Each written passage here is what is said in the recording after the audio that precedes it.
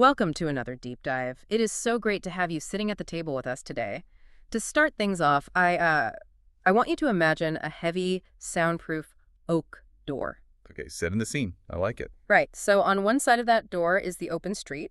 That's public life, where everything spoken is on the record, subject to debate, and open to criticism. A public square, basically. Exactly. But on the other side of that door is a private room. Inside, let's say 300 people have bought tickets to hear a highly influential public figure speak about, the future of our culture, our morality, or our civic life. Right. Then the door clicks shut. Now, the big question is, who gets to know what happens inside? And more importantly, does the person at the microphone get to play by a totally different set of rules just because that door is closed? It creates a really fascinating moral ambiguity, doesn't it? It really does. Because as a society, we instantly accept that the street is public and the living room is private. But what happens in that murky middle ground? Which is exactly the core tension we are tackling today. We are dealing with this modern tension where public influence tries to wrap itself in the cloak of private privilege. Yes, and if you joined us for our previous deep dive on the SIX Doctrine, you can consider this the highly anticipated sequel. Oh, absolutely. In that discussion, we unpacked the framework of silence, identify, expel. That was essentially the architectural rulebook for stopping the heckler's veto. Right. It outlined how a host can handle an intruder who tries to hijack a private event. Protecting the room from being taken hostage by noise, basically. Yeah, the SIX Doctrine established that the host hosts, the audience listens, and the intruder does not get to own the room. It provided a mechanism to preserve the physical and psychological integrity of an event. But the author of that framework, Lev Moten, he didn't stop at just protecting the room from the intruder. No, he pushed it further. Today, we're exploring his follow-up philosophy, which is drawn from an essay titled Transparent Privacy. And this is published on his channel, Uncompressed Thinking. It's a brilliant piece of writing. So our mission for this deep dive is to flip the coin. If the LSX doctrine protects the room from being seized from the outside, how do we protect the public from being excluded from what happens on the inside? Moten frames the current landscape so perfectly here. Mm-hmm.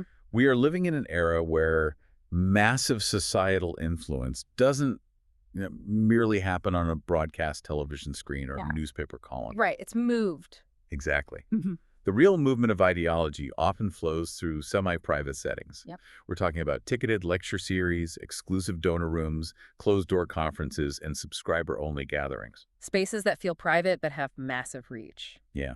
This essay explores the moral geometry of those private spaces that hold immense public significance. So to ground this, the text actually takes us back to the exact same Long Island presentation that originally inspired the SIX Doctrine. Oh, right back to where it started. Yeah. Moten is sitting in this room, and it's orderly. It's private in the logistical sense, like people bought tickets to hear a popular social media author speak. There is a clear host, an attentive audience, and a set program. Right. And it is also crucial to note the nature of the speaker here. This is an author who regularly comments on public matters. Their daily output is engineered to shape public opinion. Exactly, and civic behavior. Yeah. So the audience settles in, and just before the event begins, a voice comes over the public address system. It's just a standard, disembodied PA announcement stating that the use of mobile phones for audio or video recording is strictly prohibited. Which is normally just cultural background noise. Totally. We hear it at a Broadway show or a movie theater, and we just tune it out. Right. But walking into this room with a post-SIX mindset, Moten notes that the announcement suddenly sounded an alarm bell. Because context changes the moral weight of the rule. Exactly. In a theater, you are protecting a copyrighted artistic performance. But in a room where civic ideology and cultural morality are being actively debated and disseminated, that announcement ceases to be a standard administrative warning. It becomes something else entirely. Yeah, it functions as a preemptive restriction on the public record of an event that has direct public consequence. And a specific observation in the text really stood out to me regarding how that rule was delivered. Moten noticed that the speaker, the person actually hosting the event, didn't make the announcement herself. Which is so interesting. Right. She was standing right there, but she remained motionless. The prohibition was delivered by an unnamed authority floating down from the ceiling speakers. That is a subtle but profound shift in the dynamic of the room. Think of it like a politician who wants to roll out a deeply unpopular policy, But instead of stepping up to the podium and taking the heat, they have a low-level spokesperson read the memo. Oh, that's a great comparison. The politician is sitting right there in the room watching the reaction, but completely insulated from the backlash. It is a calculated distance. Yes. Because if you are going to lay down a rule that restricts the audience, why avoid looking them in the eye to enforce it? Well, because Nemotin argues that if a public speaker wishes to limit the public record of a public matter, they have a moral obligation to stand inside that limitation and own it. Put their name on it, basically. Exactly. If she had stepped up to the microphone and stated, "I do not want my words recorded today, and here is my reasoning," she would be taking responsibility for the boundary she is drawing. But by delegating the restriction to an automated PA system, it masks the reality of the action. It sanitizes it. Yeah, it feels less like a person making a choice to maintain respectful order and far more like an institutional control of the record. I completely agree. But, I can already hear the objections to this. A reasonable person might push back and say, wait a minute, she rented the hall, she sold the tickets. Right, her event, her rules. Yeah, she is well within her rights to set the terms of entry. Like, if I invite 300 people to rent out a banquet hall for my wedding, that is a private event. I can absolutely tell my guests not to take photos during the ceremony. Sure, but people do that all the time. Unplugged weddings. Exactly. So wouldn't a 300-person ticketed lecture be granted that exact same level of privacy? That question cuts to the core of the essay, and it hinges on how lazily we use the word private. Okay, unpack that. So Nemotin draws a strict boundary between real privacy and what we might call fake privacy. Fake privacy. Yeah. Your wedding falls under intimate privacy. Family dinner tables, medical consultations, confidential business negotiations, moments of personal grief. These spaces absolutely must be protected from forced public exposure. Because there's a vulnerability there. Exactly. Real privacy exists to protect the vulnerable human being in their private capacity. But the public commentator speaking to a crowd of hundreds isn't in a vulnerable, intimate setting. Far from it. A lecture designed to shape civic ideology is not a diary entry. It is not a religious confession. Right. As the text lays out, an event like this is private in logistics, meaning the organizers have the right to control access, lock the doors, and assign seating, but it is entirely public in consequence. Public in consequence. That's a great phrase. It is. When a figure speaks about politics, culture, or morality, with the explicit intent to influence the minds of 300 voters or citizens, they forfeit the full moral protection of intimate privacy. Because the ideas don't just stay in the room. Exactly. The ideas they are injecting into the room will eventually walk out of those doors and affect the public square. And the essay uses the phrase two-faced Janus to describe the danger here. The idea is that a public voice cannot maintain one carefully curated persona for their public social media posts and then adopt a completely different unaccountable persona just because they close the doors of a banquet hall. The moral identity of the speech must remain consistent. Yeah. Now, live speech is inherently messy.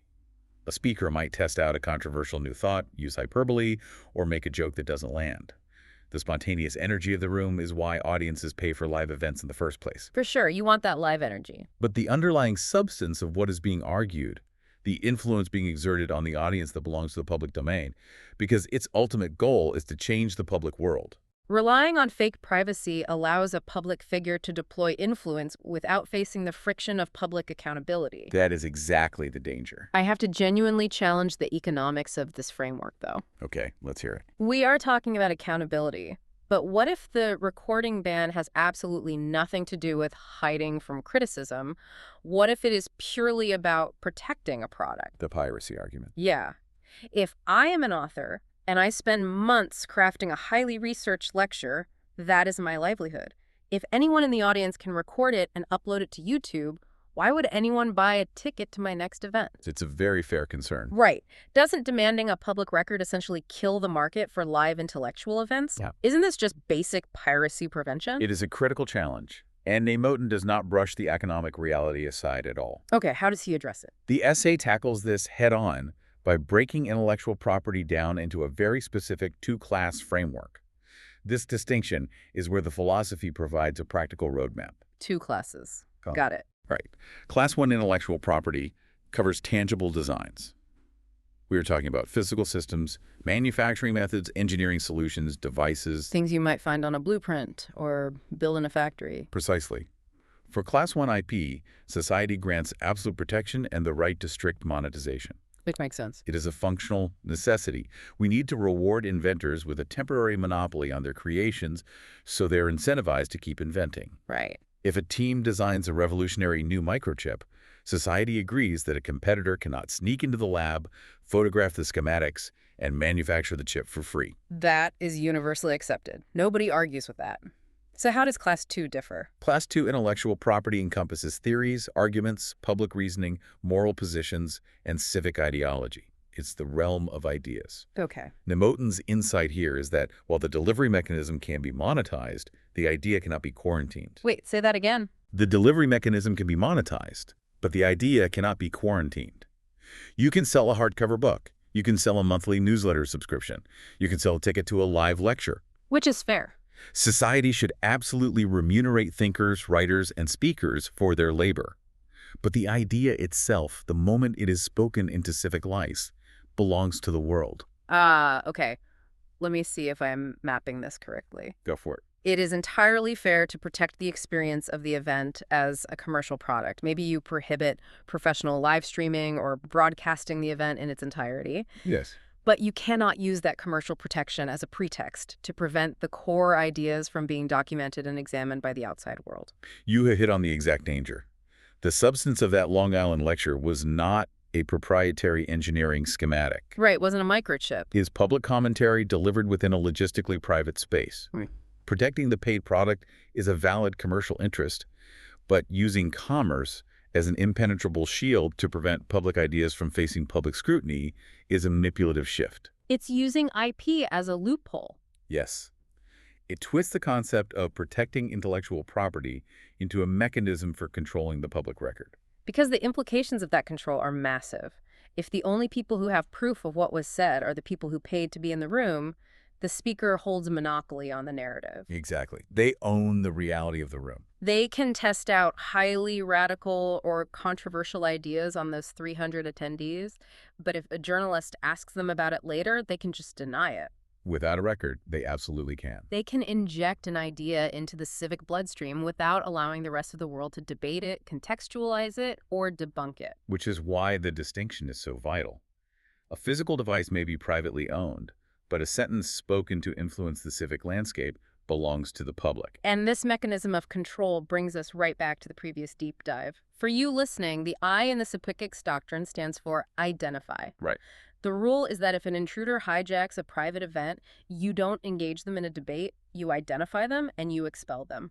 That was the core of the previous framework. But in this essay, Nemotin realizes that the disembodied PA announcement banning all phones actively sabotages his own doctrine. It creates a massive structural vulnerability. Yeah. Banning all audience recording represents a tangible breach of the identify pillar.